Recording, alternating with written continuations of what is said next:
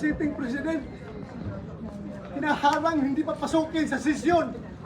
Kung ako'y absent, hinahanap ako ninyo. Sumusweldo. Hindi nagpapakita. Ngayon, papakita ko dito. Oh, hinara ko ng mga FBI. So all of a sudden, why? Sir? Sugat-sugat ako. Why are you So, here, sir, Pasok! This is the Senate! Wala silang respeto sa institusyon ng Senado. Bakit gano'n ang NBI? Ha? Ano pong plano niyo, sir, sa ginawa sa inyo, sir?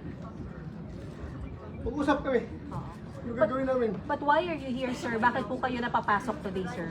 Ay, ang senador ng Republic. Kung hindi ko papasok, hinahanap niyo ako. Di ba? Ngayon papasok ako, tatanungin niyo ako bakit ako pumapasok.